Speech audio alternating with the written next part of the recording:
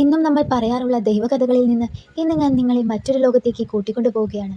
മനുഷ്യന്റെ മനസ്സിലെ ഏറ്റവും വലിയ വികാരം പ്രണയമാണ്. അതിൽ ദൈവികതയുണ്ട് എന്ന് വിശ്വസിക്കാനാണ് എനിക്കിഷ്ടം. സ്വന്തം ജീവനേക്കാളേറെ ലൈലയെ പ്രണയിച്ച മജ്നുവിൻ്റെ കഥയാണ് ഇന്ന് നമ്മൾ പറയുന്നത്. കേൾക്കുമ്പോൾ ഉള്ളിലൊരു നോവ് പടരുന്ന, എന്നാൽ ഒരിക്കലും മറക്കാനാവാത്ത ആ പ്രണയകഥ നമുക്കൊന്ന് കേട്ടു തുടങ്ങാം. 7-ാം നൂറ്റാണ്ടിൽ അറേബ്യയിലെ ഒരു ചെറിയ ഗ്രാമത്തിലാണ് ഈ കഥ നടക്കുന്നത്. കൈസ് എന്ന യുവാവും ലൈല എന്ന പെൺകുട്ടിയും കുട്ടിക്കാലം മുതൽക്കേ ഒരുമിച്ച് പഠിച്ചു വളർന്നവരാണ്. അവർ വളരുന്നതിനോടൊപ്പം അവരുടെ പ്രണയവും വളർന്നു. കൈസിന് ലൈലയോടുള്ള പ്രണയം വെറുമൊരു ഇഷ്ടമായിരുന്നില്ല, അതൊരു ഭ്രാന്തായിരുന്നു. അവൻ തൻ്റെ പ്രണയം മുഴുവൻ വരികളാക്കി മാറ്റി തെരുവുകളിൽ ഉറക്കെ പാടി നടന്നു. പ്രണയം തലയ്ക്ക് പിടിച്ച് ഭ്രാന്തമായ അവസ്ഥയിൽ നടന്ന ഗൈസിനെ നാട്ടുകാർ മജ്നു എന്ന് വിളിച്ചു. പ്രണയത്താൽ ഭ്രാന്ത് പിടിച്ചവൻ എന്നാണ് ആ വാക്കിൻ്റെ അർത്ഥം. എന്നാൽ ഈ പ്രണയം ലൈലയുടെ വീട്ടുകാർക്ക് അംഗീകരിക്കാൻ കഴിഞ്ഞില്ല.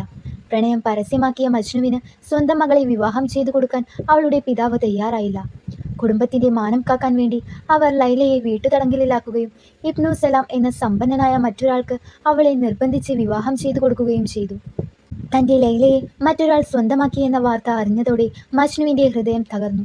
അവൻ തൻ്റെ വീടും നാടും ഉപേക്ഷിച്ച് കൊടും മരുഭൂമിയിലേക്ക് ഇറങ്ങിത്തിരിച്ചു.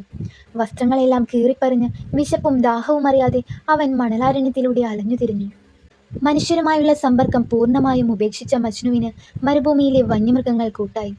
അവൻ്റെ വേദന തിരിച്ചറിഞ്ഞ മൃഗങ്ങൾ അവനെ ഉപദ്രവിച്ചതേയില്ല. അവൻ മണലിൽ ഒരു ചെറിയ വടികൊണ്ട് ലൈലയെക്കുറിച്ചുള്ള കവിതകൾ എഴുതിക്കൊണ്ടേയിരുന്നു. മജ്നു ഇങ്ങനെ മരുഭൂമിയിൽ അലഞ്ഞുതിരിയുന്ന സമയത്ത് അവിടുത്തെ ഭരണാധികാരിയും കാവൽക്കാരും അവനെ തടഞ്ഞു നിർത്തി.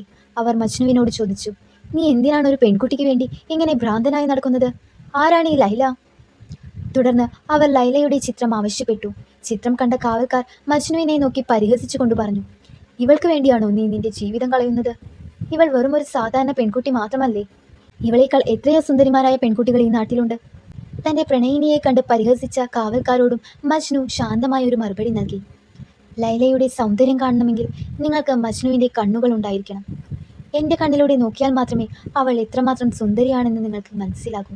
അതെ, യഥാർത്ഥ പ്രണയം ബാഹ്യമായ സൗന്ദര്യത്തിലല്ല, മറിച്ച് കാണുന്നവൻ്റെ മനസ്സിലാണ്" എന്ന് മജ്നു ആ കാവൽക്കാരെയും ഒപ്പം ഈ ലോകത്തെയും പഠിപ്പിക്കുകയായിരുന്നു. വർഷങ്ങൾ കഴിഞ്ഞപ്പോൾ ലൈലയുടെ ഭർത്താവ് മരണപ്പെട്ടു.